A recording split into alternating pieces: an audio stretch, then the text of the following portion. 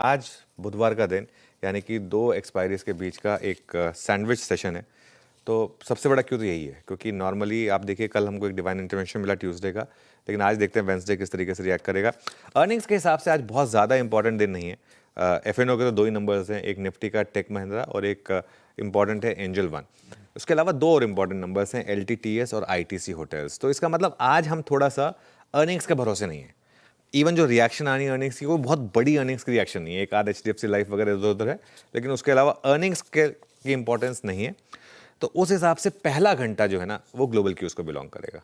और इसके लिए आज मैं अपफ्रंट थोड़े से ग्लोबल क्यूज डिस्कस करना चाह रहा हूँ, क्योंकि जो चीज़ एक हमेशा हमने डिस्कस की है ना कि वो एक गाना कहता है कि अपने ही वो एक गाना मैं भूल गया हूँ, लेकिन वो जो खुद ही आप अपना घर खराब कर रहे हैं। डोनाल्ड ट्रंप की जो नीतियाँ हैं ना उनका सबसे बड़ा इम्पैक्ट जो है ना वो खुद यूएस पर दिख रहा है। और लगातार ये आई थिंक वहाँ की कंपनियों ने भी ये बात कही थी कि ये सब जो टैरिफ वैरिफ की आप बात कर रहे हैं इनका इम्पैक्ट जो है वो खुद आप पर ही दिखेगा।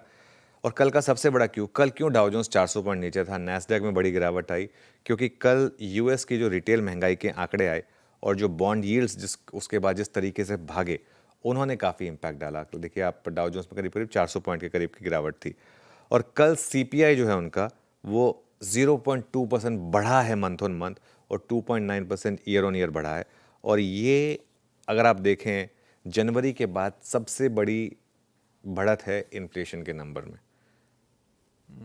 जनवरी में ही ट्रम्प साहब ने ये सब शुरुआत की थी, है ना। ये सब चीज़ें जो शुरू की थी जनवरी में ही शुरू की थी उन्होंने, उसके बाद ये सब एक इम्पैक्ट है।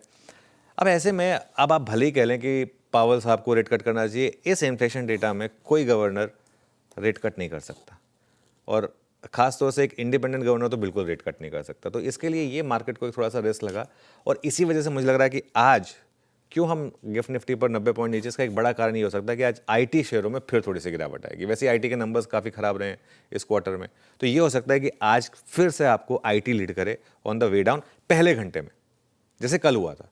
लेकिन पर्सनली मेरा ये मानना है कि आज फिर वैसी रिकवरी आ सकती है आईटी में जैसी कल आई थी। कल भी देखिए फर्स्ट आवर में आप गिरे, उसके बाद पूरी रिकवरी आई, ये आज भी पॉसिबल है।